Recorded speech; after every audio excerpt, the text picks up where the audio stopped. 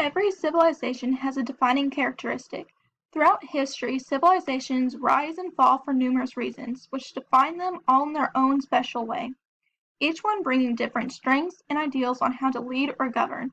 One might see how a mixture of all great civilizations of the past and present has the potential to yield a great new civilization. A theoretical society called paradise will present with this mixture, including a leading society that functions with a modified direct democracy, a peaceful community that works together, and goals to enhance the education, medical field, and engineering of the civilization. Jean-Jacques Rousseau presents a social contract theory presenting an idea similar to the way paradise is set up, which is based on the idea that people are endowed with freedom and equality by nature, but our nature has been corrupted by our contingent social history.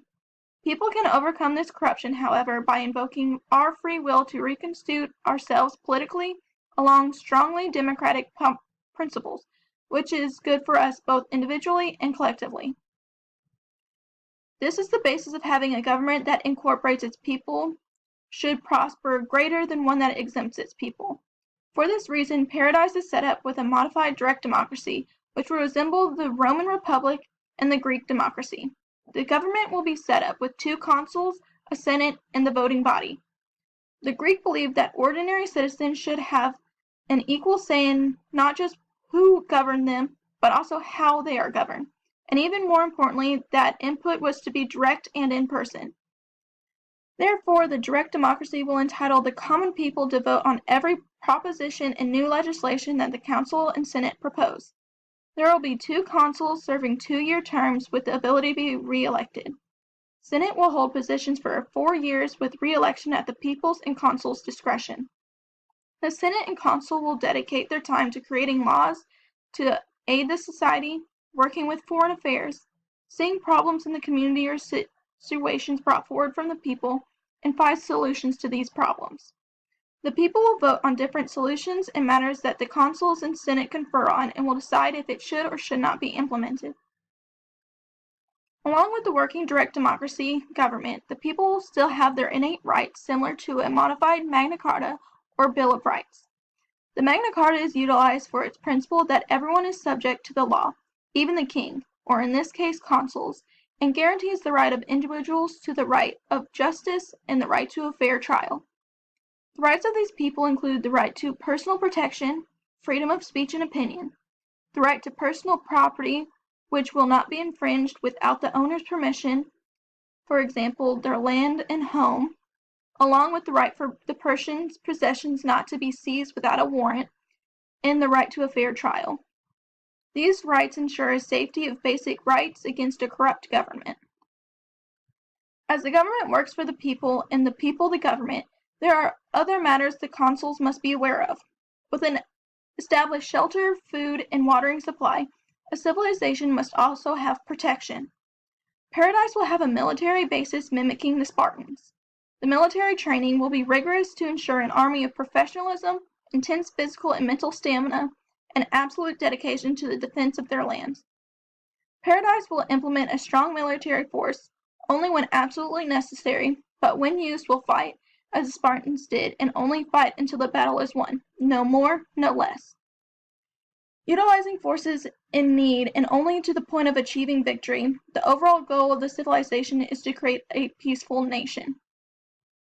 The peaceful nature of a paradise can help gain allies, future trading partners, and alleviate tension with neighboring places. Paradise's peaceful nature will resemble the strong but understanding Mongolian Empire, who was tolerant of religions, races, sexes, and as long as they were obedient, they were fine with them living in their civilization. Being tolerant of a plethora of different people enables a community that is not ran by hierarchy, but rather by community working together to make the entire civilization better. Even the Mongol Empire was based on the fact that nobility shared much of the same hardship as the common man, leaving a small gap between nobility and a commoner. To eliminate the hierarchy and thought of money as power, Paradise will have an economy system based on a trading system. Trading of equal items, work, or other arrangements worked out among the individuals will be thought of as a fair, binding contract. Treating of a person's sexual acts or any other violation of humane rights will be punishable by law. A great civilization cannot work without the work and cooperation of its people. A stable government with working community systems will only prosper if a civilization creates goals for itself. Short-term goals for the new civilization will ensure a government is working properly for the people.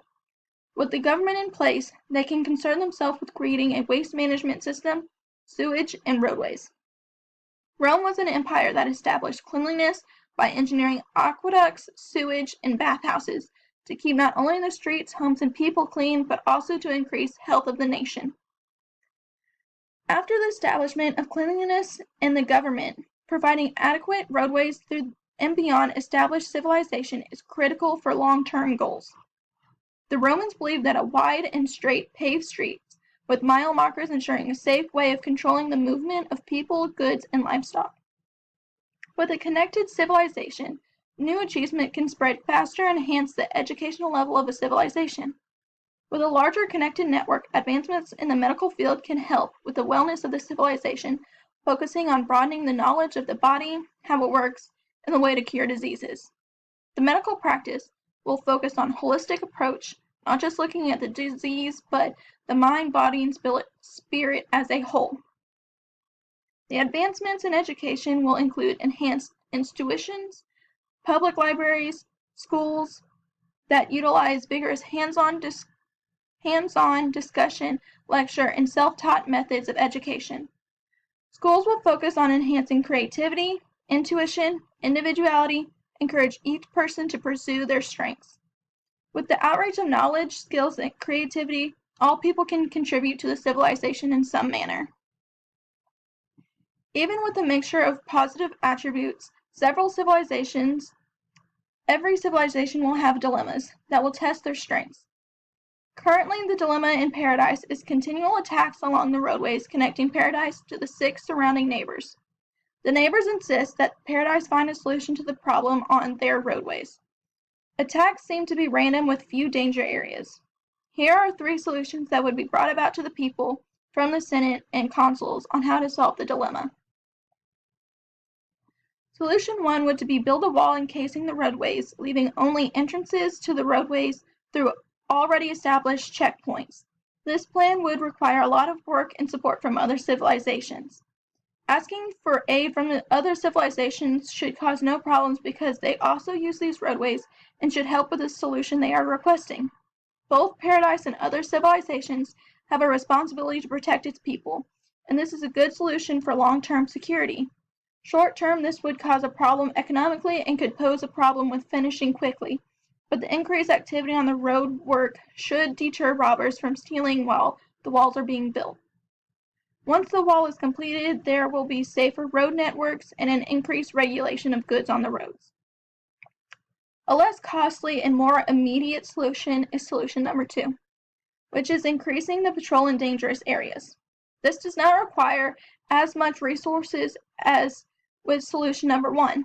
Patrolmen can be split with Paradise and other civilizations for an increase in security, but can also be done primarily by Paradise with only a minimal cost to Paradise's still weak status.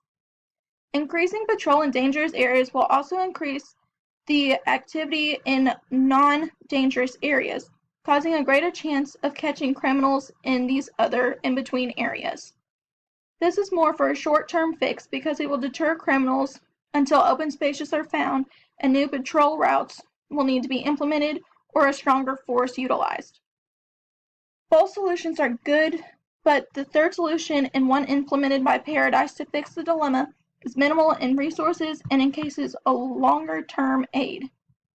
Solution 3 is to establish a communication system between the checkpoints. Implementing this communication system will work similar to the modernized help buttons typically seen on university campuses. There will be a network of lines connecting a help button to the nearest checkpoint. When the button is pressed, a distress signal is sent to the checkpoint connected to the location of the signal, giving a quick response for help, increased chance of catching the criminals, and allow help in non-robbing situations. This is minimized use of excessive resources and can help in a long-term function.